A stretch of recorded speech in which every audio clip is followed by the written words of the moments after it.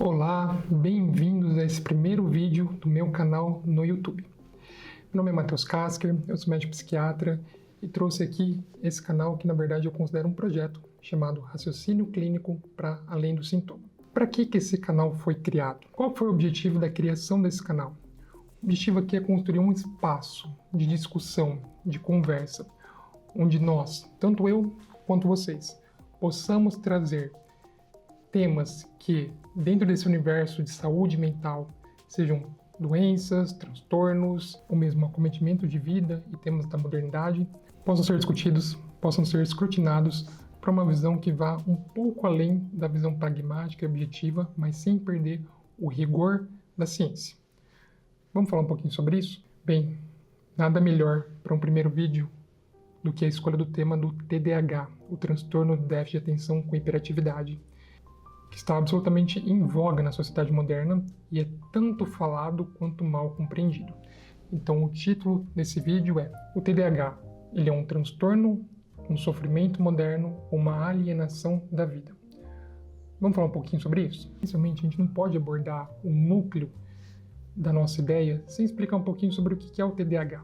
O TDAH, ou o transtorno do déficit de atenção com hiperatividade, ele é uma condição médica. Ele é considerado um transtorno de neurodesenvolvimento. Isso significa essencialmente que, do ponto de vista médico, do ponto de vista psicológico, se trata de uma doença, não se trata de uma deficiência, se trata de um padrão de existência no mundo, onde esse indivíduo ele se porta de maneira diferenciada, e essa maneira diferenciada, que é permeada pela desatenção, pela hiperatividade e pela impulsividade, traz a eles alguns prejuízos em determinados campos, e por que não dizer algumas potencialidades em alguns outros campos, sem correr o risco de romantizar isso. Vamos entender um pouquinho sobre como o TDAH chegou até nós dessa maneira, ou seja, falar sobre a história. O objetivo desse vídeo não é fazer uma avaliação detalhada que explique com todos os detalhes sobre como o TDAH foi ganhando a dimensão que ele tem hoje. A gente precisa compreender o básico. É importante dizer que não se fala de hiperatividade hoje. Isso é uma ideia que vem desde o início do século passado. E a evolução foi bastante interessante. Inicialmente, associava-se o TDAH como uma espécie de disfunção de caráter intrínseca ao indivíduo. Esse indivíduo ele é meio problemático, ele é meio diferente, mas não se colocava necessariamente isso dentro do campo médico. E ao longo do tempo essas percepções foram mudando, principalmente porque as crianças com a hiperatividade, com a desatenção, com padrões que destoavam das outras, elas apareciam. E as hipóteses que foram cogitadas inicialmente seriam de uma lesão cerebral mínima, uma lesão cerebral mínima causadora de hipercinesia. Isso nunca foi confirmado. Faça-se uma ressonância magnética em todos os pacientes com TDAH e você não acha foco de lesão. Mas o problema ainda estava aí. Ainda era necessário que essas crianças e depois os adultos foram observados, fossem acompanhadas e entendidas melhor. E a ciência então caminha. Começam-se a entender melhor os aspectos relacionados à hiperatividade, começam-se a criar critérios diagnósticos que entram no DSM, e concomitantemente ao lançamento de fármacos que podem então coibir essa condição, trazer mais qualidade de vida para aquele indivíduo, deixar ele melhor, e assim a gente vai ampliando o escopo de conhecimento sobre essa condição, que então chega a nós como TDAH nos dias de hoje. Modernamente, o TDAH ele é entendido com base em critérios diagnósticos. Então a gente tem ali alguns apanhados de achados e sintomas que, frente a uma avaliação profissional, vão gerar um diagnóstico. Isso é uma espécie de operacionalização da psiquiatria moderna, da psicologia e de outras técnicas. Das ciências da saúde, a gente está falando também de uma condição que é tratada por neurologistas e pediatras, e que levam, então, ao diagnóstico. Tratar o TDAH como uma constelação de sintomas e fazer diagnósticos baseados nisso, nitidamente traz uma sobrediagnosticagem e uma atenção a esse transtorno que talvez diverja um pouco sobre aquela que deveria ser adotada. Mas é importante dizer, os diagnósticos baseados em critérios, eles são necessários. Isso não significa fraude diagnóstica. Esse tema é complexo e a gente vai se aprofundar um pouco melhor nele. Vamos falar um pouco sobre como o DSM-5 revisado, que é a última atualização do DSM, compreende os critérios diagnósticos do TDAH. Inicialmente é importante dizer que, para crianças e adolescentes menores de 17 anos, é necessário pelo menos 6 sintomas de desatenção ou 6 sintomas de hiperatividade ou impulsividade. Para adultos com 17 anos ou mais, pelo menos 5 sintomas de qualquer um dos grupos. É importante que os sintomas devam estar presentes com frequência há pelo menos 6 meses e terem surgido antes dos 12 anos de idade. Eles devem ocorrer em pelo menos 2 ambientes diferentes. Quando a gente fala de crianças, por exemplo, em casa e na escola, ou adultos, em casa e no trabalho. Eles precisam causar impacto negativo claro ou disfunção na vida acadêmica, social e profissional. Quais são os eixos desses sintomas? Eixo 1, a desatenção. Vamos aos sintomas propriamente ditos. Falha em prestar atenção aos detalhes ou cometer erros por descuido. Dificuldade para manter o foco em tarefas ou atividades lúdicas. Parece não escutar quando lhe dirigem a palavra. Não segue instruções até o fim e não consegue terminar tarefas ou deveres. Tem dificuldade para organizar tarefas e atividades. Evita ou reluta em iniciar tarefas que exigem algum esforço mental prolongado. Perde objetos necessários para tarefas ou atividades. Facilmente se distrai por estímulos externos. É esquecido nas atividades diárias. Eixo 2. O eixo da hiperatividade e impulsividade. Vamos aos sintomas. Mexe ou batuca as mãos e os pés, ou se remexe na cadeira. Levanta da cadeira em situações onde se espera que fique sentado. Corre ou pula excessivamente em situações inapropriadas. Em adultos, pode se limitar a uma inquietação interna. Incapaz de brincar ou se envolver em atividade de lazer em silêncio. Está a mil, agindo como se estivesse a todo vapor. Fala excessivamente. Deixa escapar a resposta antes que a pergunta seja concluída. Tem dificuldades para esperar a sua vez. Interrompe ou se intromete nas conversas ou jogos dos outros. Vamos falar um pouco também sobre as apresentações clínicas do TDAH antes de considerar o que eu acabei de dizer. Subtipos do TDAH. Dependendo dos critérios predominantes, o TDAH é classificado em 3 tipos. Combinado. Atende aos critérios de desatenção e de hiperatividade ou impulsividade. Predominantemente desatento. Atende aos critérios de atenção, mas não de hiperatividade e impulsividade. Predominantemente hiperativo, impulsivo. Atende aos critérios de hiperatividade e impulsividade, mas não de desatenção. Bem, eu tenho certeza que enquanto eu citava os critérios diagnósticos, vocês se identificaram com pelo menos um ou mais de um. E isso tem um porquê. Lembrem-se do que eu disse inicialmente nesse vídeo. O TDAH, ele não é uma doença, nem uma deficiência. Logo, ele não vai ter manifestações que a gente chama em medicina de patognomônicas. Manifestações específicas que levam a um diagnóstico certeiro somente pelo que eu estou vendo. Ou alguns tipos de lesões, por exemplo, alguns tipos de achado em tomografia ou ressonância magnética. Só para citar 2 exemplos clássicos. Então, como que a gente vai diagnosticar o TDAH? Bem, após múltiplos estudos, a um conhecimento contínuo construído pela ciência, a gente chega ao consenso. Os diagnósticos de condições que a gente não tem uma fisiopatologia bem esclarecida, eles são feitos por consenso. E esses consensos abarcam todos esses critérios que eu acabei de colocar. Eles não são aleatórios, eles não vêm do nada, eles são construídos por uma ciência robusta. Porém, eles são limitados em certos pontos. Quais pontos são esses? Inicialmente, a subjetividade. O que é prejuízo para mim? O que é prejuízo para você?